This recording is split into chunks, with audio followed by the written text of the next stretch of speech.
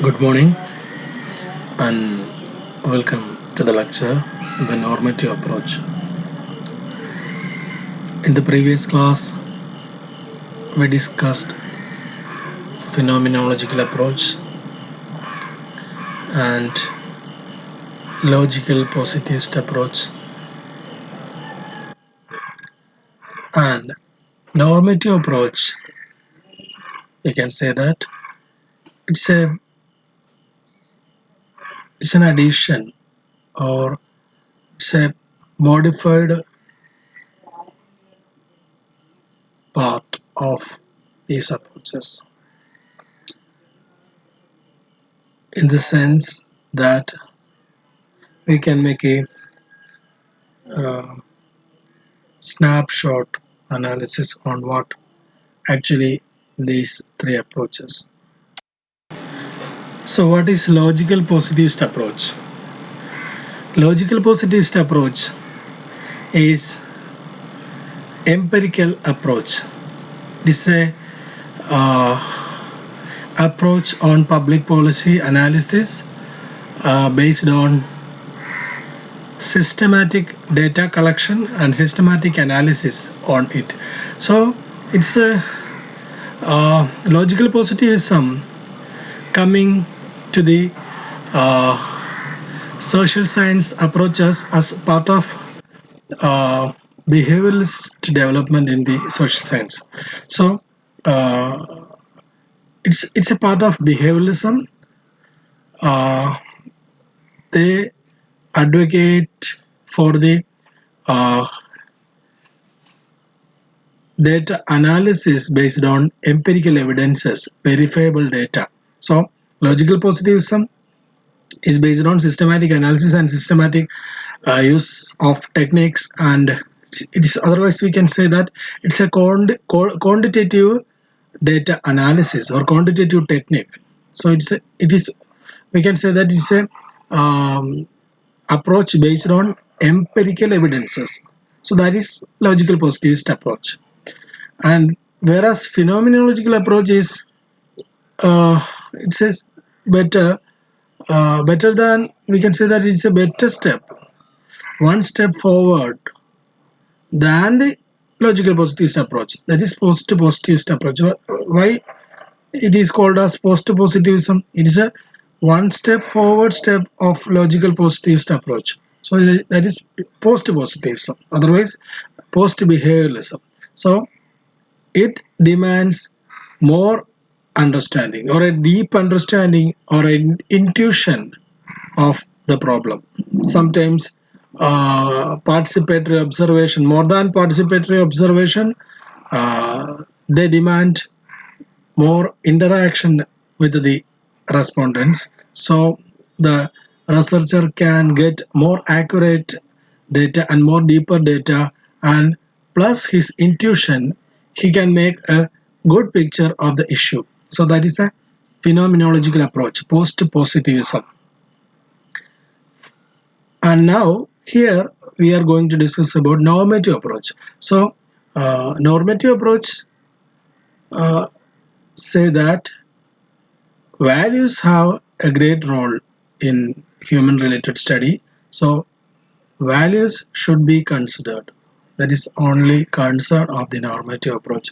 So they support all these uh, um, approaches, but in addition to all these techniques, they also demand uh, the consideration of these norms in the society, values in the society. That's why it is called as a normative approach. So that is a major difference between these three approaches: logical positivism, phenomenological approach, and the normative approach. So we can move to the normative approach. Yeheskel Dror is the exponent of normative approach. He is an Israeli political scientist, is widely known for his work on policy studies. His book, Public Policy Making Re-Examined, published in 1968, is recognized as a fundamental treatise for policy analysis. So, He was more sensitive to the limitations of policy analysis for the developing world than had been the case in the case American and European text. So, uh, actually, in the emergence, when we find the emergence or the evolution of public administration or public policy, we can find its root in USA or in European nations, particularly European nations. They promoted the scope of subject public administration and public policy. But here we can say that uh, this um, Dror made more attention to the use of approaches or the study of public policy in developing nations. So, how these approaches is applicable, or what extent it is possible to understand the issues of public policy issues in these developing nations. So that is his concern. So Dror criticized Laswell with regard to the irrational elements in decision making and suggests the need to take account of values in the decision making. He also considered Lindblom's incrementalist model of decision making conservative and unsatisfactory. So, Dror criticized incrementalist model of Lindblom's as conservative and unsatisfactory, and Laswell's model as lacking values.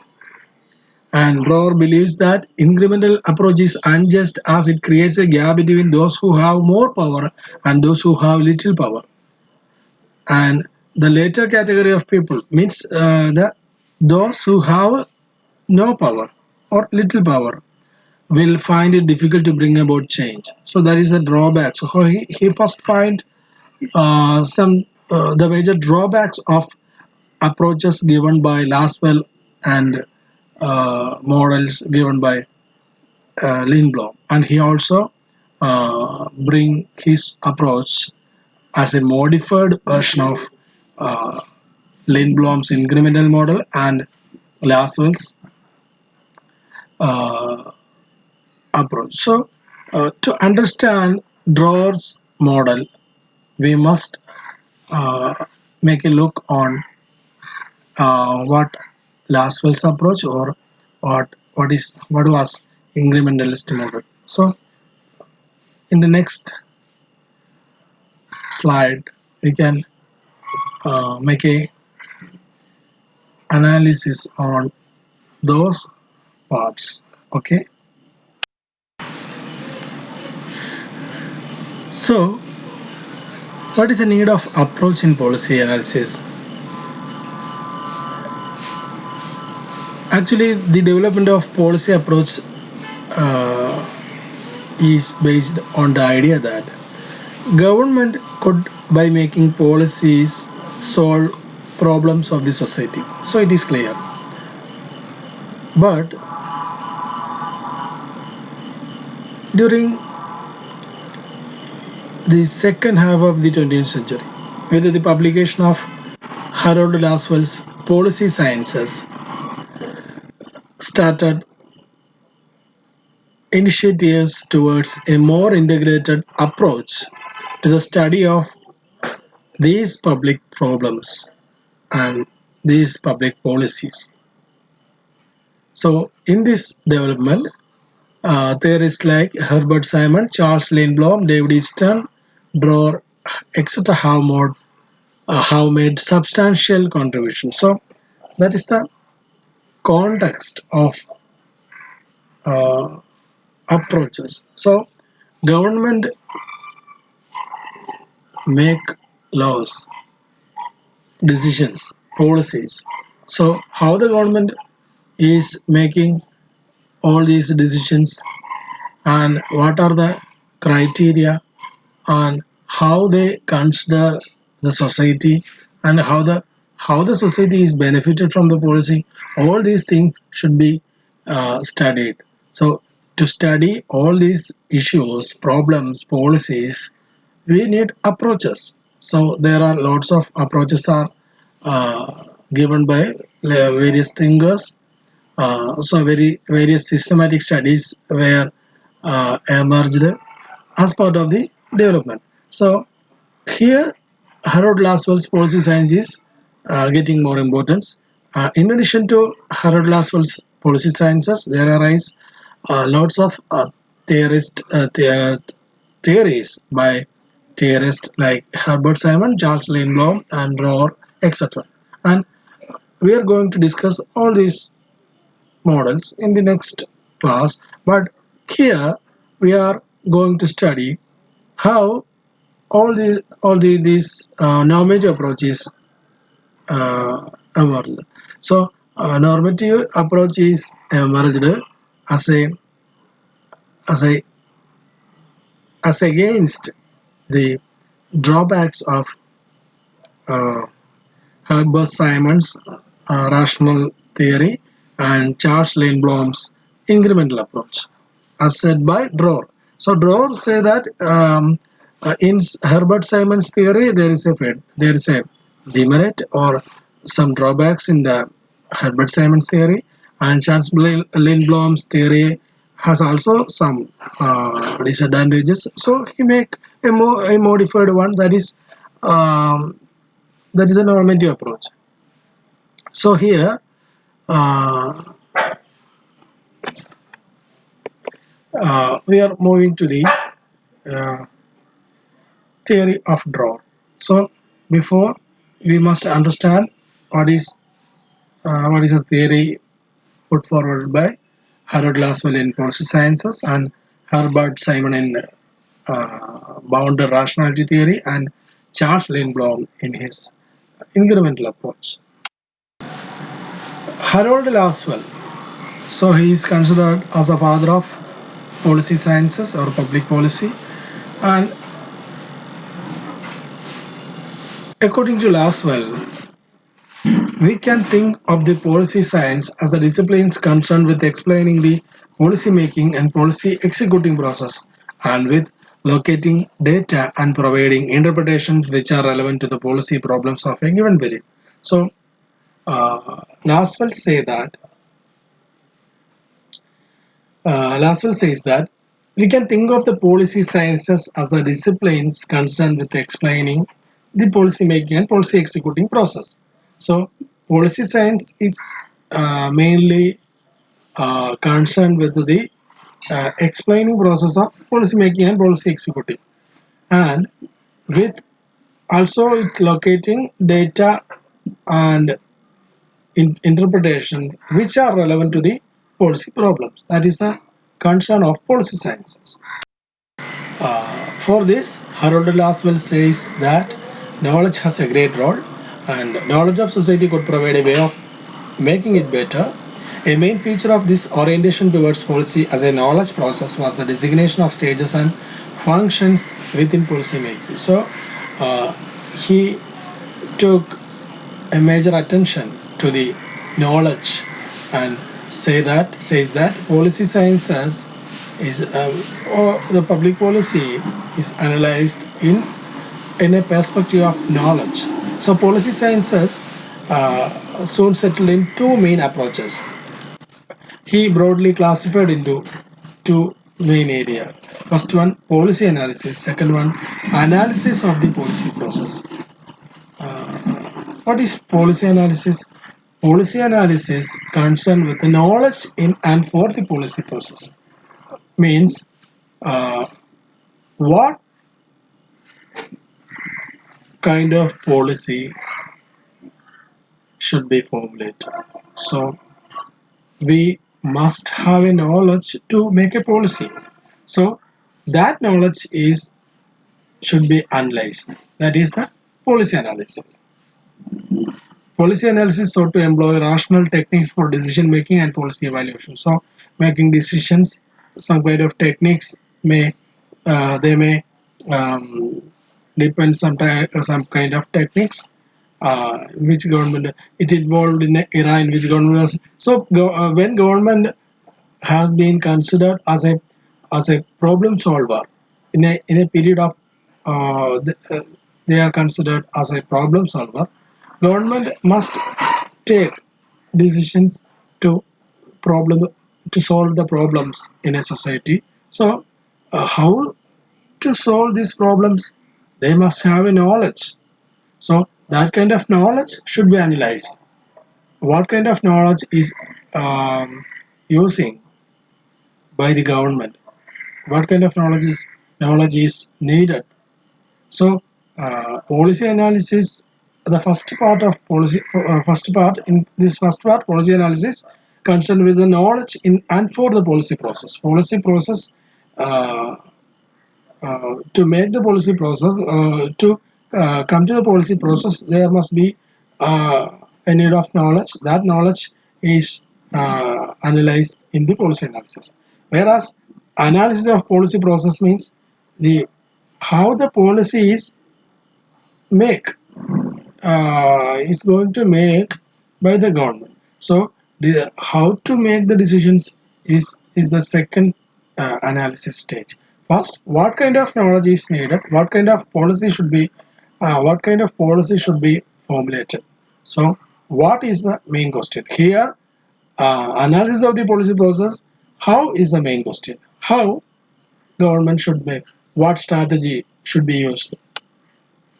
Or how the policy should be implemented, how the policy should be made. So that kind of uh, knowledge is needed in the policy process.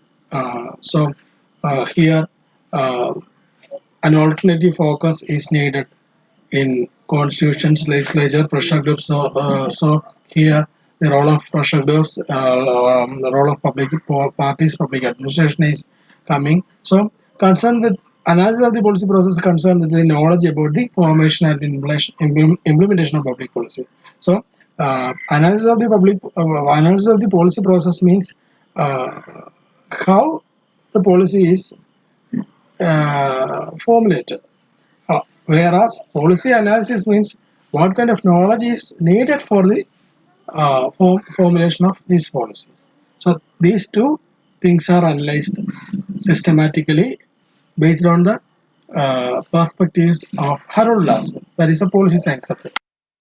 Here, Herbert Simon's boundary rationality model. His work is central to the analysis of rationality. It is called as boundary rationality in decision making in terms of sequence of rational stages. He says that for making a policy, there is a need of uh, some. There will be an impact of different stages.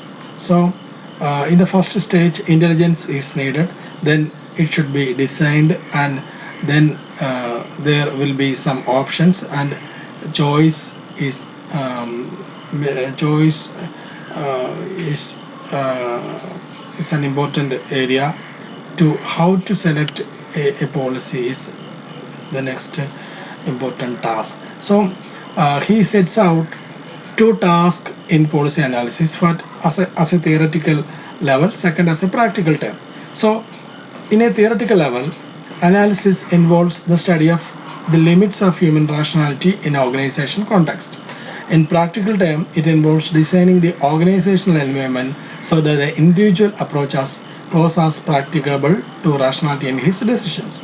So to make clear that, to make it clear, mm, here I can give you an example of here Herbert Simon uh, gave the example based on an organizational context. So we can take an organization in government. Take the case of KSRTC. It's an organization, a government organization. So uh, if the management of KSRTC is going to take a decision on which is a uh, it may create a major issue in the uh, KSRTC among the KSRTC staffs or the uh, beneficiaries of KSRTCs or the regular customers of KSRTC. So we can say that Um, while making policy by the management system, when we analyze it in the theoretical level, analysis involves a study of limits of human rationality. How or what extent, uh, in what extent the management uh, using its rationality is the main thing. What extent? So uh, they can they can use their rationality to an extent in making decisions for in making decisions. Well, in practical term, um, if they uh, formulating or if they design the environment means the staffs, the technicians, regular beneficiaries of KSRTCs means the ordinary people, means passengers, and the allied uh, organizations of KSRTC. So first they designing the organizational environment so that the managing system can make a decision closely related with the environment. So their rationality here, their rational decisions will be a possible one. So in practical time, they are using this kind of a, an approach. So that is a policy making approach. That kind of approach is happening uh, in the policy making. Uh, that is a concern. That is a advocacy by Herbert Simon. So we can also find what is normal rationality theory. Rationality theory says that maximum social gain benefit is that government should choose policies resulting in gains to society that exceeds cost by greatest amount. If government decided to make a policy, uh, if the cost of the policy is uh, greater than the benefits uh, goes to the public, it is a bad policy. Whereas if the cost of uh, cost of making of policy is smaller than the value of benefits uh, go to the public is greater, it's a better policy. So that is a rational choice theory, rational theory given by the thinkers. Here also, Herbert Simon bound rationality also say that managing system should consider the environmental situation of the organization for making a rational decision making. Also should be considered to understand Dror's theory. So Dror rejecting all these theories as having some drawbacks, and he also making some changes and modification to this theory and also add values to this theory and making his own theory. Lindblom criticized Simon's rational model. Lindblom's model took account of power and interaction between phases and stages. As he explains, deliberate orderly steps are not accurate portrayal of how the policy process actually works. Policy making is instead a complexly interactive process without beginning or end. In studying policy process, he suggests that we should take account not only elections, bureaucracies, politicians, interest groups, but also deeper forces, business inequality, and limited capacities of analysis. So, what uh, Easton say? Easton says that uh, for in a system of policy making process, uh, a lot of external influences are there. Public administration. interference from public administration, political parties, pressure groups, etc.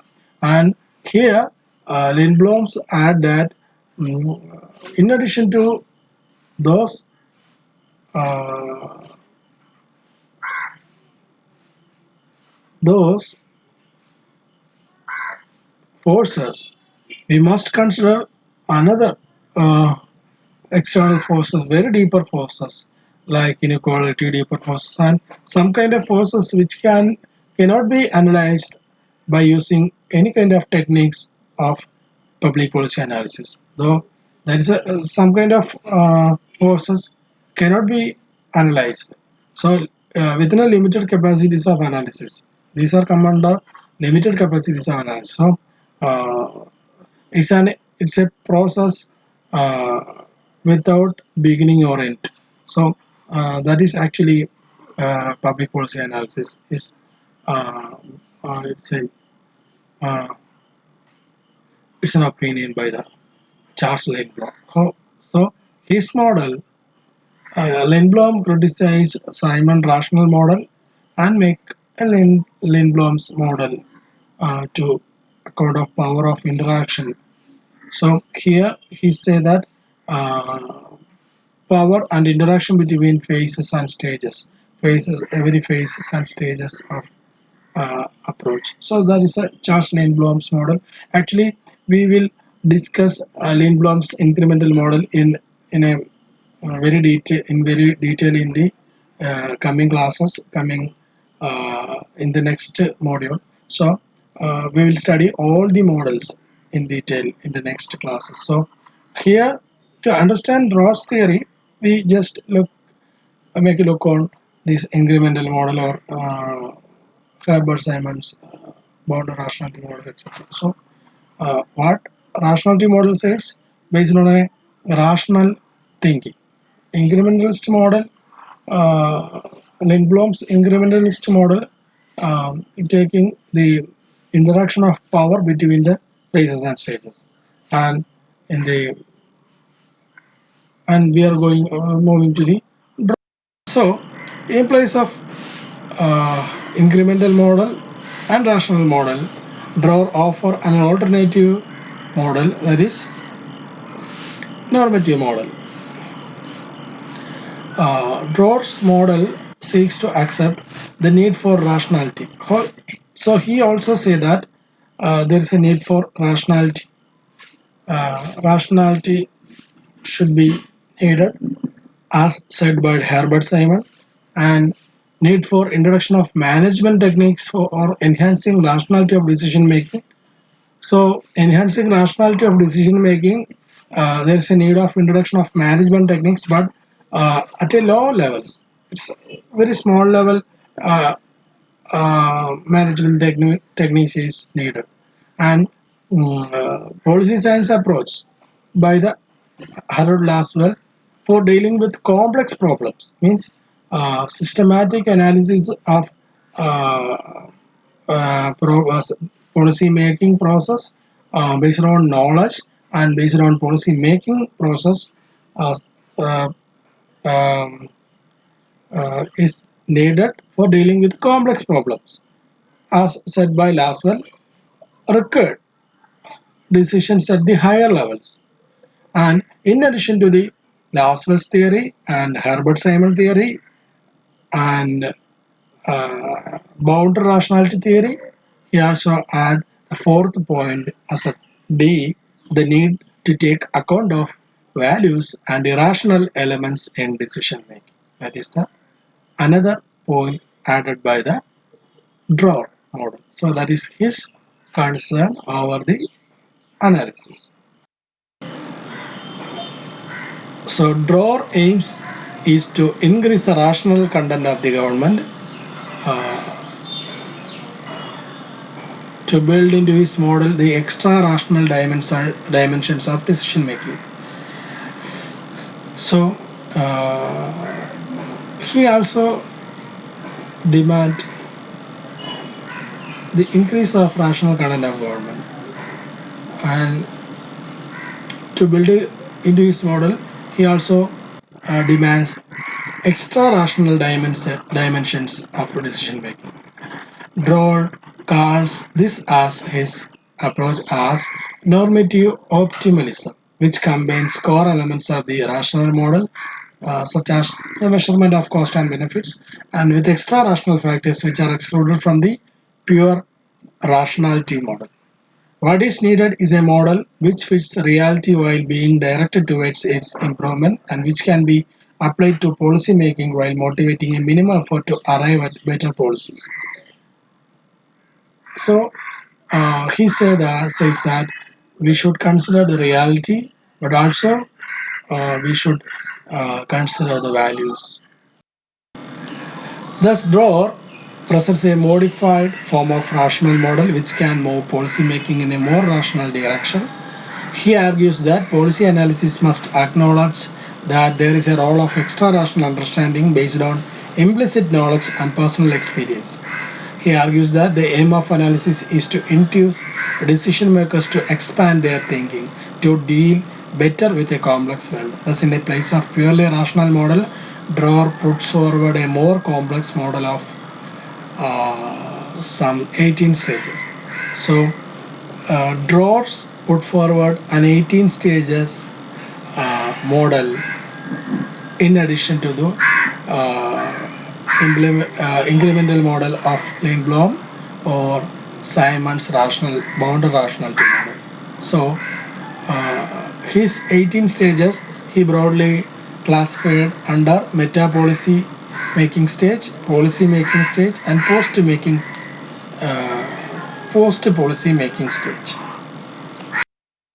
Meta policy making stage: processing values, processing reality, processing problems, surveying, processing and developing resources, designing, evaluating and redesigning the policy making system, allocating problems, values and resources, determining policy making strategy. So meta policy making stage is a pre policy making stage. So in this stage, values are given an important role, because for example government so to understand this three stages, I am making an example of online education system. So in a situation of this corona, all schools colleges are closed, and from the March 2020 till students are not getting an opportunity to attend regular classes in colleges or schools. That is a situation. So government uh, is making or they are thinking about the future of every students. So uh, what will be the next situation? They will lose their 1 year. So it will be better provide education through online mode. All the students will get uh, an opportunity to study uh, uh, e- um, even they are at home, they can study through online modes. So uh, that's a that's a decision based on these values. So education is a needed one for the betterment of society. It's a norms. It is a norm. It's a norm in the society. It's a value in the society. So to enhance the situation, to enhance the educational capabilities of student or the society, government decided to provide online facilities to the student. So they think that through online modes, all students will be uh, the situations will be improved. So that kind of a thinking is, we can say, that is a value laden thinking. So they first processing values, then processing reality, what will going to happen, and then processing their problems, what will be the problem, and surveying it, and developing what are the resources already we have, and then designing and evaluating, redesigning the policy making system, and allocating problems and values resources. So and determining policy making strategy, and then policy making strategy, how to make it. So that will be that are the main stages in the first phase, means in the pre policy making stage, otherwise meta policy making stage. Next stage, it is a policy making stage. Here, sub-allocating resources, actually resources are allocated, and establishing operational goals, what are the objectives, and give some priority. So while establishing the online mode of education, who should be considered priority? 10th students, classes, 10th class students and plus 2 students will be given priority, and degree final year students and PG final year students will be given priority. They have the opportunity to write their exam. So these are the priority given to them. Establishing a set of their significant values, and why these opportunities are given based on values. So establishing a set of significant values with some order of priority, preparing set of major alternative policies, and all the activities are already what we studied is same here, but here in addition to all these, values are also coming as an important factor. So preparing reliable predictions of the significant benefits and cost of the various alternatives, comparing the predicted benefits and cost of the various alternatives, and evaluating the benefits of the cost, best alternatives, and deciding whether they are good or not. Some here comes the importance of opportunity cost. Uh,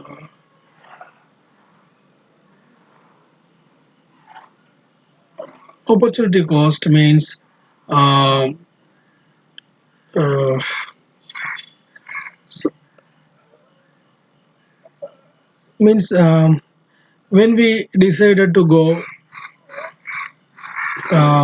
somewhere through bus, we may spend 100 rupees. Through train, uh, we can there is only an expense of 70 rupees. So uh, when we use bus as an option, we may spend 30 rupees more. So that is the lost, that is the cost called as opportunity cost. Opportunity cost. So here, government preparing uh, benefits and cost of the various alternatives and identifying the best one. So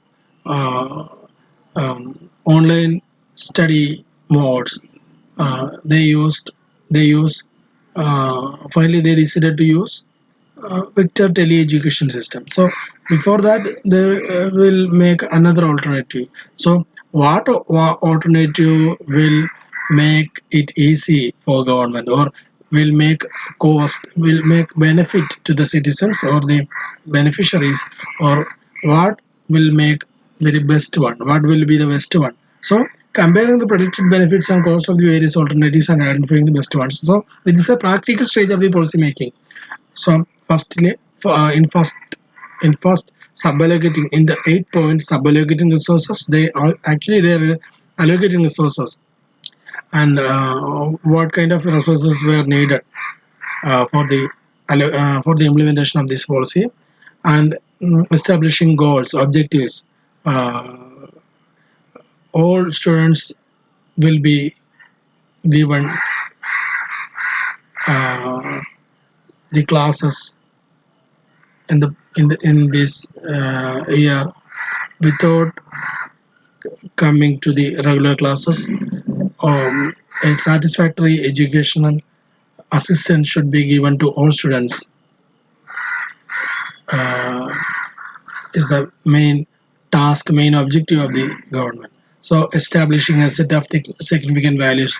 Um, so that kind of values also is uh, judging or directing government to make that kind of policies, preparing a set of major alternative policies, including some good ones, and then reliable prediction on significant benefits and cost of the various alternatives, and comparing the predicted benefits and cost of various alternatives, and identifying the best ones, and evaluating the benefits and cost of the best and alternatives and deciding whether they are good or not. So that is actually happening in the policy making stage. Post policy making stage is the final stage of policy making. It is a or it's a post stage of policy making, and it's a execution stage. So here the in addition to the proper implementation of policy, they also give some motivation to the policy through advertisements, through press conference. They will establish the policy. So motivation by the government. So or the decision making authority. So motivating the execution of policy, then they executing the policy, and after they evaluate the policy, whether the process or the uh, their plan is success or not. So they evaluating policy making after executing the policy, and communication and feedback channels interconnecting all phases. So Dror says that in every stages of this policy making, communication and feedback channels we can see. Communication channel and feedback channels is everywhere. So these are the 18 stages given by Dror in his normative optimal approach. Dror's 18-stage model operates at two interacting levels, rational and extra-rational. In phase 1, the processing of values, decision making will involve specifying and ordering values to be a general guide for identifying problems and for policy making. Means in the first phase, 1 to 7 stages, we can say that in the first phase, values are coming as a general guide for identifying problems and for policy making. So they consider values in every part. They consider values, and at the subphase of rational stage, in the second phase, means from 8 to the 14, we can say that at the subphase, this involves gathering information on feasibility and opportunity cost. Some practicable, some reality coming here. And at the third phase, at the extra rational subphase, decision making involve value judgments and clear bargaining and coalition formation skills. And finally, they based on uh, coalition formation and bargaining, they make a clear and implicit uh, policy and effective policy. So these are the 18 stages given by Dror, in addition to the Simon's boundary rationality model, or Herbert or Harold Laswell's policy science approach, and or uh, Lane Blom's incremental model. So in this normative optimalism, coming both descriptive and prescriptive approach, Dror envisages a radical reform of the public policy making process. According to Dror, there is a need of bringing about changes in the personnel and structures and process, as well as the general environment of policy making. So, uh, Dror making his model by combining both descriptive and prescriptive model. And descriptive means based on um descriptions. Prescriptive is based on its ideological directions. Directions given by direction based on direction. That is a prescriptive model. Uh, so it's a combination of descriptive and prescriptive models.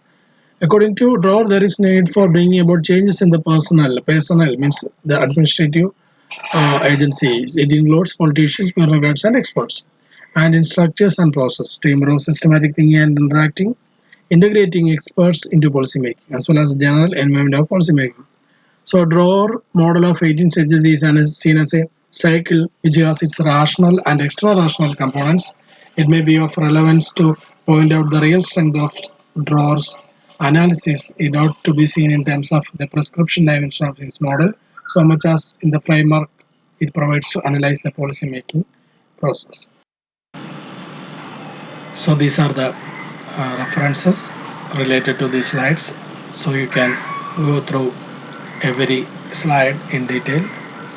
Thank you.